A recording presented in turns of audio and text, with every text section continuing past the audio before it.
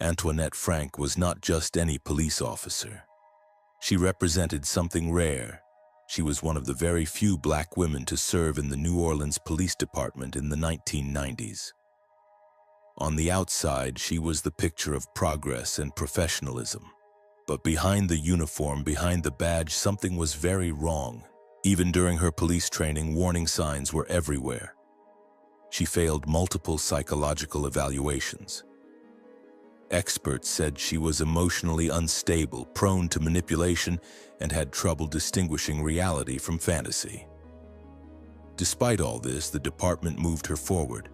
They needed to fill their diversity quota, and she became a badge they could parade around. She was assigned to routine patrols, but also picked up extra shifts working security. One of those jobs was at a small, tight-knit Vietnamese restaurant called Kim An. The owners were humble, hard-working immigrants. Their children worked there too, 17-year-old Quang Vu and his older sister Ha. They treated Officer Frank like family, but Frank wasn't coming to work alone. She had started dating a 19-year-old known drug dealer named Rogers Lacaze. Their relationship quickly grew toxic and dangerous. Frank, the cop, and Lacaze, the criminal, became inseparable. And then, they became co-conspirators. On March 4th, 1995, Frank and Lacaze showed up at the restaurant. But this time, it wasn't for a security shift. They were both armed. They weren't there to protect the business. They were there to rob it and kill anyone who got in their way. Inside, Officer Ronald Williams II was working that night, a fellow NOPD officer, a father, a husband. Lacaze shot him point blank in the head. Frank did nothing to stop it. She stood by as her own partner was executed. Then they turned to the Vu siblings. Quang and Ha were forced into the freezer at gunpoint. The doors closed. The shots echoed. 6 rounds hit Quang, 3 hit Ha, cold, calculated, execution style. But there was someone they didn't see. 17-year-old Chow Vu, the youngest sibling, was hiding in a second freezer.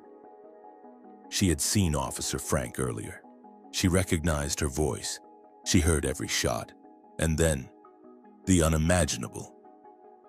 Frank returned to the scene minutes later, not as a suspect, but in full police uniform. She pretended to be investigating the murder. She called out to the survivors, "You killed my friends?" Trying to flip the narrative, trying to erase what had just happened. But Chow didn't buy it. Shaking, bleeding, traumatized, she told investigators what she saw. And suddenly the officer wasn't the hero anymore. She was the monster. The investigation moved quickly. Surveillance footage, witness testimony, and ballistic evidence tied both Frank and Lacaze to the crime. But Frank's betrayal hit differently. She was one of them. She wore the uniform. She swore an oath. And then she used that badge to walk into a restaurant and leave 3 bodies behind. In court, the trial was brutal. Frank showed no emotion. Families of the victims wept in the gallery. Chow Vu testified against the woman she once trusted. And after all the evidence was laid bare, the jury didn't need long to decide. 22 minutes. That's how long it took to sentence Antoinette Frank to death. Today, nearly 30 years later, she remains on Louisiana's death row, the only woman still waiting for execution. What makes this story so terrifying isn't just the violence, it's the betrayal. Frank wasn't a criminal hiding in the shadows. She was in uniform. She had the authority to arrest, to protect, to uphold the law. And instead, she turned that power into a weapon. This wasn't just a crime. It was an execution carried out by someone the community trusted most. And just when you think this is as dark as it gets, the next case shows what happens when a crime scene expert decides to cover up her own murder with concrete.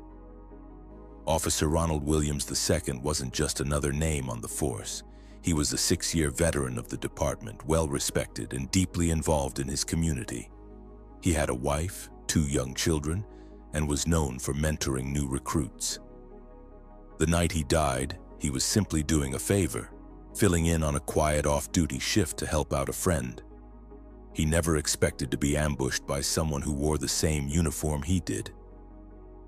In court, the most heartbreaking moment came when William's widow took the stand. Through tears, she described how her son still asked when his father was coming home. "How do you tell a child," she said, "that his daddy was killed by someone who was supposed to be his teammate?" The courtroom went silent. Even the judge looked shaken. When the victim's family members addressed the court during sentencing, they didn't just ask for punishment, they demanded answers. "Why?" they asked. "Why did you do it? Why didn't you just take the money and leave?" But Frank offered nothing. No apology, no explanation, just silence. Her lack of remorse became one of the deciding factors in her death sentence. Prosecutors painted her as cold, calculating, and completely devoid of empathy. The jury agreed.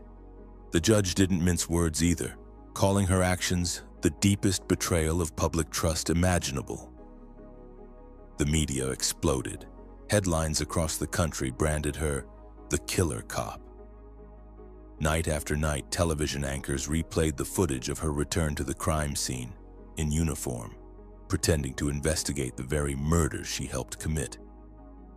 It was the kind of story the public couldn't turn away from.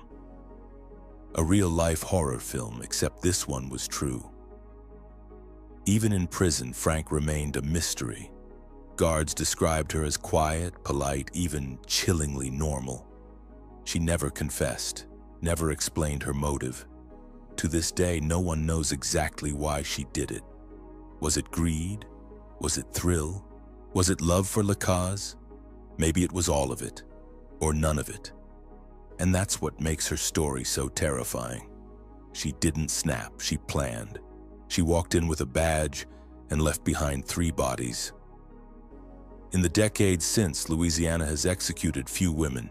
Her appeals have stalled, and while many forget her name, the families of her victims never do. Every holiday, every birthday, every quiet moment, they remember what was taken and who took it. Antoinette Frank sits in a 6x9 cell waiting. The last uniform she'll ever wear won't be blue, it'll be prison gray. And this was just the first case. Ashley MacArthur seemed like someone you could trust. She'd worked as a crime scene technician for the sheriff's office, cleaned up horrors you and I can't imagine. She had a respected job, knew the forensic system inside and out, and even ran her family's jukebox and pool table rental business in Pensacola, Florida. But beneath that trusted exterior, something darker was growing. In September 2017, 33-year-old Taylor Wright, a former Jacksonville police officer turned private investigator, vanished. She was facing a fierce custody battle after months of divorce, and the court had ordered her to withdraw $100,000 to pay legal fees. Wanting to keep it safe, she gave $34,000 to Ashley MacArthur just in case. That's when Taylor's life changed forever. The last time she was seen alive, she was on a date, not with a man, but with her girlfriend, a school administrator named Cassandra Waller. Taylor had moved in with Cassandra that weekend, hopeful about a new chapter, but then she texted, "I need a few days to think," and she disappeared. Cassandra insisted something was wrong. Taylor never ghosted without explanation, but Ashley told police Taylor was emotional and went riding and never returned. For days, Ashley claimed she didn't know where Taylor was, but investigators started to connect dots that didn't match her story. Cell phone records supposedly placing them riding in East Milton pointed instead to a secluded farm owned by Ashley's aunt and uncle, far from horseback trails. Then came the financial trail. Ashley deposited Taylor's $34,000 check into her own account. Surveillance footage showed Ashley buying bags of cement and potting soil the day after Taylor vanished. Concrete? In a crime scene expert's world, red flag. Weeks passed with no sign of Taylor until detectives executed a search warrant at the farm. Using K9 units and excavators, they uncovered a shallow grave covered in concrete and potting soil. Inside was a skull, fractured by a bullet hole. Beside it lay Taylor's signature bullet necklace. There was no doubt. Private investigator Taylor Wright was dead and buried by her friend. Taylor had one gunshot wound to the back of her head. Investigators later said it was a clean, execution-style killing. At Ashley's murder trial in August 2019, the courtroom became a stage for betrayal and cold calculation. Prosecutors presented the unshoppable story. Taylor drove to Ashley's believing she would get her money back. Instead, Ashley lured her to the farm, shot her once in the back of the head, then encased her body in concrete. She lied about their location, tried to throw investigators off the trail, and even took Taylor's phone to send reassuring texts to calm her girlfriend. Testimonies revealed Ashley's double life. She admitted skimming funds from the family business, jukebox income. To cover it up, she allegedly set a fire at the business to destroy records. She used part of Taylor's money to pay off credit cards, to fuel a secret romance, and left Taylor with empty promises.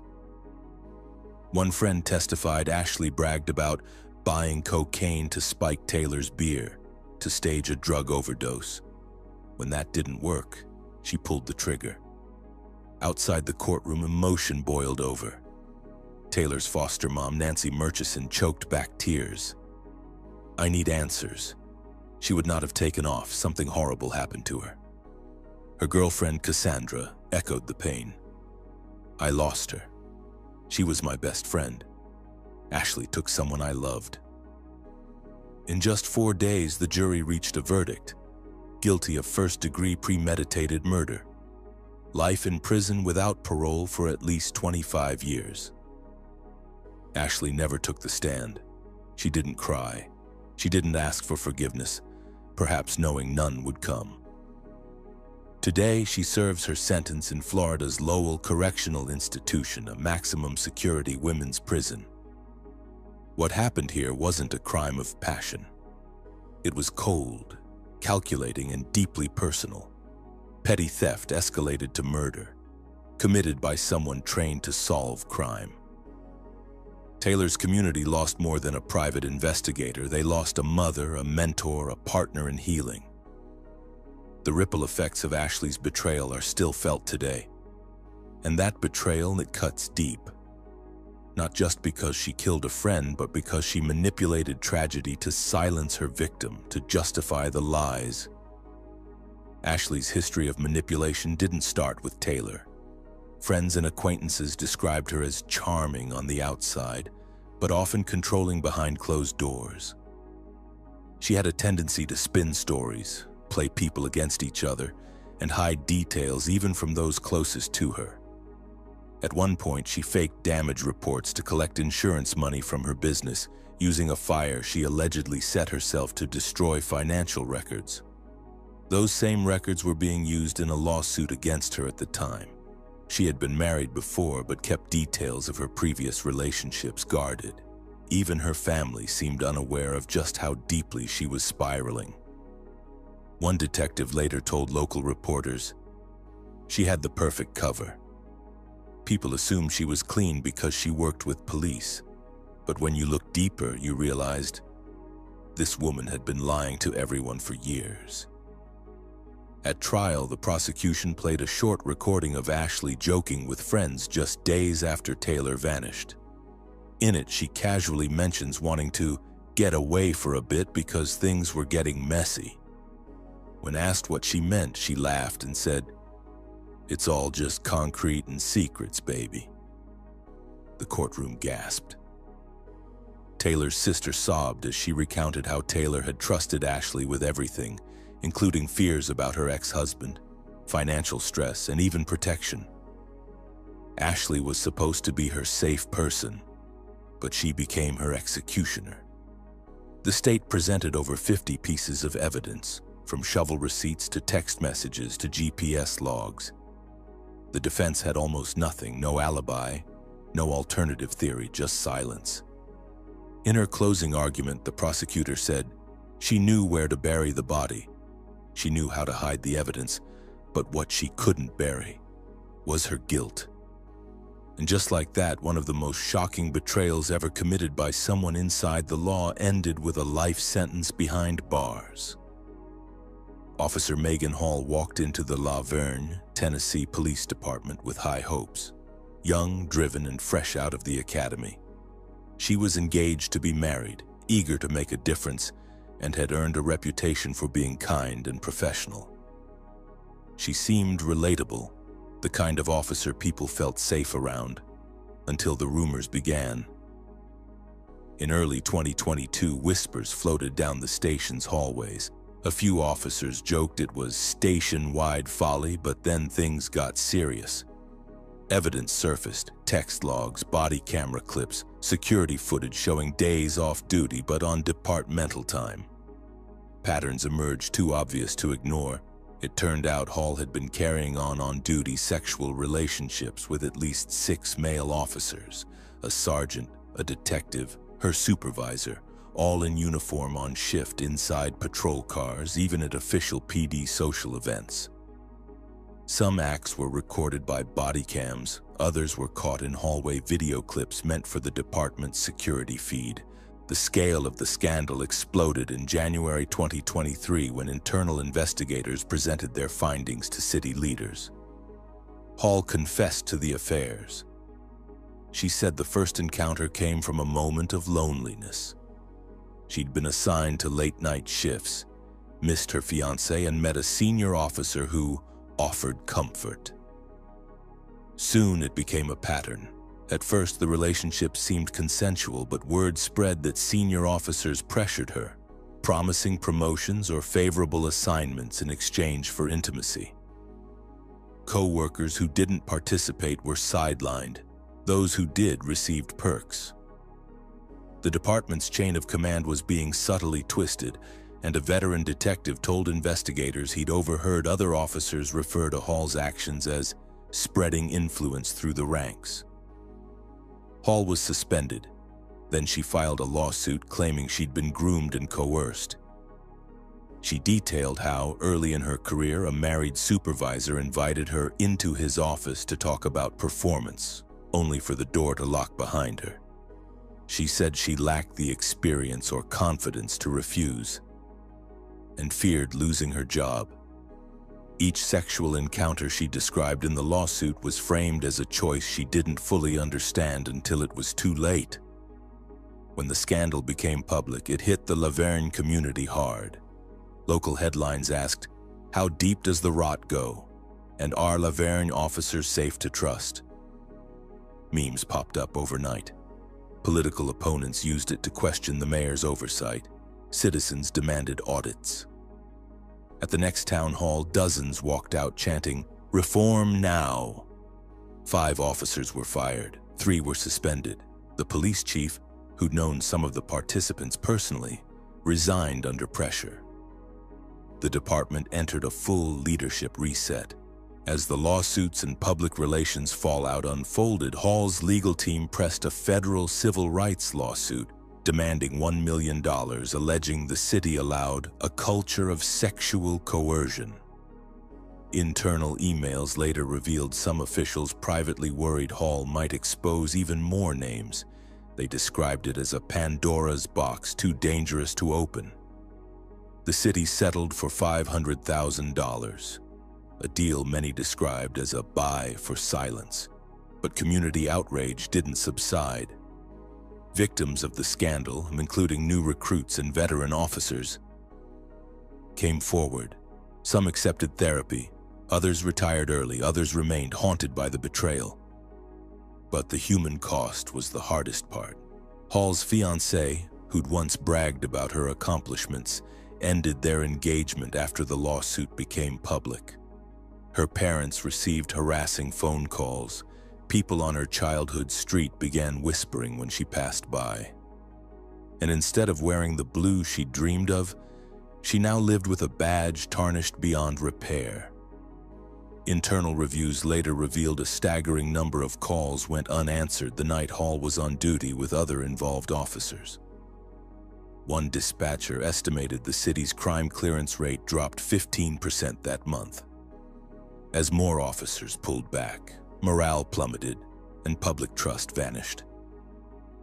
In a deeply uncomfortable letter made public, a local pastor wrote, "I once prayed for her strength as she patrolled our streets. Now I'm left wondering, when power walks behind a badge, what happens to innocence?" The department promised sweeping reforms. Every officer now receives regular training on workplace boundaries and consent. Supervisory roles are reviewed, and body cam logs are audited weekly. La Vergne's City Council passed a no-tolerance policy, with immediate suspension and mandatory counseling for misconduct allegations. Yet the damage remains. A community's trust is fragile, and it takes years, maybe decades, to rebuild what a single scandal shattered in just 6 months. This wasn't about murder, but it was a betrayal that reached deeper. A misuse of power that nearly destroyed an entire department and left a city questioning the integrity of its protectors. Before she became a police officer, Megan Hall grew up in a conservative household in rural Tennessee. Former classmates described her as quiet, a little shy, but always trying to prove herself. She graduated from Middle Tennessee State University with a degree in criminal justice, motivated by what she described as a personal calling to protect others. But that ambition came with personal struggles. Former friends say Megan often expressed insecurities about being seen as weak in a male-dominated field.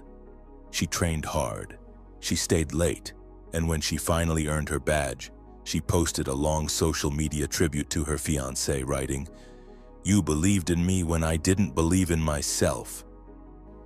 That post was deleted months later. When the scandal broke nationally, it wasn't just Tennessee news covering it. Major outlets like CNN, FOX, and USA Today picked it up. It even went viral on TikTok and Reddit. Clips of Megan's face were used in memes, joke compilations, and podcasts.